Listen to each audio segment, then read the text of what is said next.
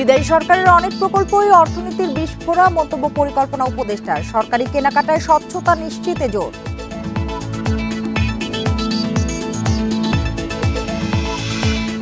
ঢাকায় 7 এপ্রিল শুরু হবে 3 দিনের ইনভেস্টমেন্ট সামিট। অনুষ্ঠানে সরাসরি সম্প্রচার হবে স্টারলিংকের মাধ্যমে।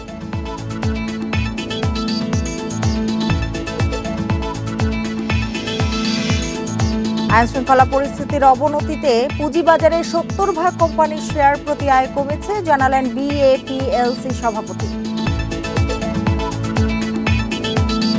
এই ঈদে জামা জুতো অ্যাক্সেসরিজের ডিসকাউন্ট।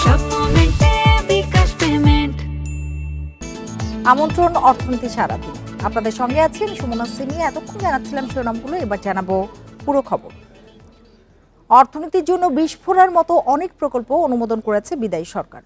পায়রা সমুদ্র বন্দর তার মধ্যে অন্যতম বলে মনে করেন পরিকল্পনা উপদেষ্টা। রাজধানীর এনইসি সম্মেলন কক্ষে একনেক সভা শেষে তিনি জানান, সরকারি কেনাকাটায় এতদিন একটি মাফিয়া গোষ্ঠী সুযোগ নিয়েছে। আগামীতে স্বচ্ছতা বাড়াতে 100% টেন্ডার অনলাইনে হবে।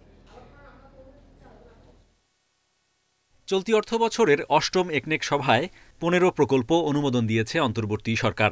এসব প্রকল্পে ব্যয় হবে 21,139 কোটি টাকা। এর মধ্যে সায়েদাবাদ পানি শোধনাগারের 3য় পর্যায় সবচেয়ে বড় প্রকল্প। ব্যয় হবে প্রায় 8,500 কোটি টাকা। সভায় বলা হয়, বালি ও পলি জমার তীব্র ঝুঁকিতে আছে পায়রা সমুদ্র বন্দর, যা এর ভবিষ্যৎকে চ্যালেঞ্জে ফেলবে।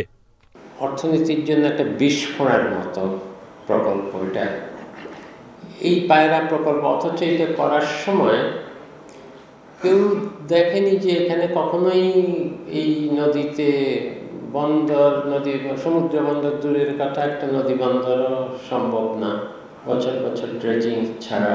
এগুলোর জন্য যদি অর্থ বরাদ্দ না দিই তাহলে তো এই কয়লা, এই বিদ্যুৎ কেন্দ্রও চলবে না। প্রায় 5,500 কোটি টাকা ব্যয়ে সরকারি প্রাথমিক স্কুলের ফিডিং প্রকল্প অনুমোদন দিয়েছে একনেক। 150 দরিদ্রপ্রবণ উপজেলায় স্কুলে পুষ্টিকর শুকনো খাবার দেয়া হবে। এসব বিতরণে অনিয়ম রোধে থাকবে বাড়তি তদারকি। সরকারি কেনাকাটায় স্বচ্ছতা আনতেও জোর দেয়া হচ্ছে বলে জানান উপদেষ্টা। মাফিয়া চক্র ইচ্ছা করে দরপত্র যে মূল্যায়ন, সেই মূল্যায়নটা দিয়ে সেখানেই দরপত্র সাবমিট করে সেখানে তারা ওই বছরের পর বছর একই কোম্পানি বিভিন্ন নামে বেনামে একইভাবে পেয়ে যাচ্ছিল। এখন আমরা ওই 10%-এর লিমিটটা তুলে দিয়েছি যাতে পুরো প্রতিযোগিতা হতে পারে। পরিকল্পনা উপদেষ্টা বলেন, সারা দেশে ছড়িয়ে ছিটিয়ে থাকা সরকারি জমির হিসাব করা জরুরি। এসব জমির সর্বোচ্চ ব্যবহারে কমবে উন্নয়ন প্রকল্পের অধিগ্রহণ খরচ। এই বছর অন্তত 10টা নদী বাঁচানোর। Hari Saha, independent news, Dhaka. আগামী 7 এপ্রিল ঢাকায় শুরু হবে 3 দিনের বাংলাদেশ ইনভেস্টমেন্ট সামিট। রোববার দুপুরে ফরেন সার্ভিস একাডেমিতে এক সংবাদ সম্মেলনে বিনিয়োগ উন্নয়ন কর্তৃপক্ষের চেয়ারম্যান আশিক চৌধুরী এ তথ্য জানান। তিনি বলেন, দেশি বিদেশি বিনিয়োগ আকর্ষণে এবং সম্ভাবনা তুলে ধরতে এ সামিট হবে। বলেন, এ সামিটের মাধ্যমে বিদেশি বিনিয়োগকারীদের আত্মবিশ্বাস আরও বাড়বে। প্রেস ব্রিফিংয়ে আরও জানানো হয়, স্টার্লিংয়ের সৌজন্যে 9 তারিখ পুরো সামিটের লাইভ হবে বিভিন্ন সামাজিক মাধ্যমে, যা ডেমো লাইভ হিসেবে চলবে বলেও জানান তিনি।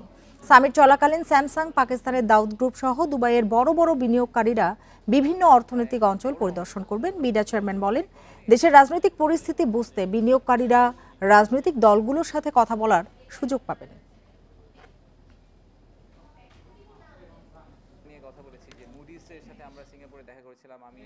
আইনশৃঙ্খলা পরিস্থিতির অবনতির ফলে পুঁজিবাজারে 70% কোম্পানির শেয়ার প্রতি আয় কমেছে।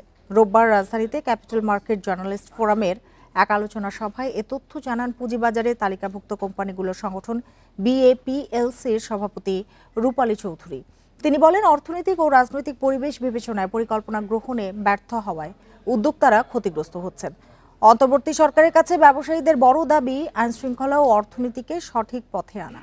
কোনোভাবেই শিল্প কারখানার ক্ষতি হতে দেয়া যাবে না বলেও মন্তব্য করেন তিনি। বলেন, তালিকাভুক্ত প্রতিষ্ঠানের সুবিধা বাড়ানোর পাশাপাশি নিয়মিত জবাবদিহিতা নিশ্চিত করা গেলে পুঁজিবাজার ঘুরে দাঁড়াতে সময় লাগবে না।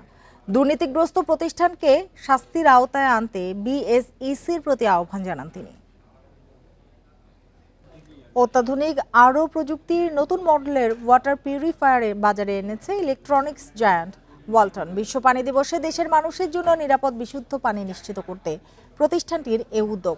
সম্প্রতি রাজধানীর বসুন্ধরায় ওয়ালটন কর্পোরেট অফিসে এক অনুষ্ঠানে এর উদ্বোধন করেন বাংলাদেশ জাতীয় ক্রিকেট দলের অলরাউন্ডার এবং ওয়ালটনের ব্র্যান্ড অ্যাম্বাসেডর মেহেদী হাসান মিরাজ। অভিনেতা ইরফান সাজ্জাদের সঞ্চালনায় অনুষ্ঠানে আরও উপস্থিত ছিলেন ওয়ালটন হাইটেকের এএমডি নজরুল ইসলাম সরকার ও ইভা রেজওয়ানা সহ প্রতিষ্ঠানটির ঊর্ধ্বতন কর্মকর্তারা।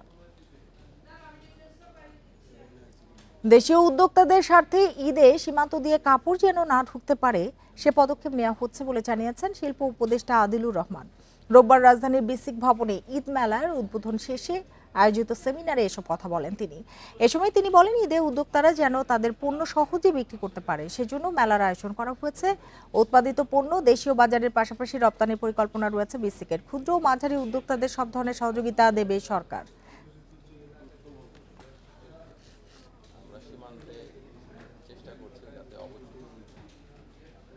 আর এতক্ষণ সাথে থাকার জন্য ধন্যবাদ সবাইকে।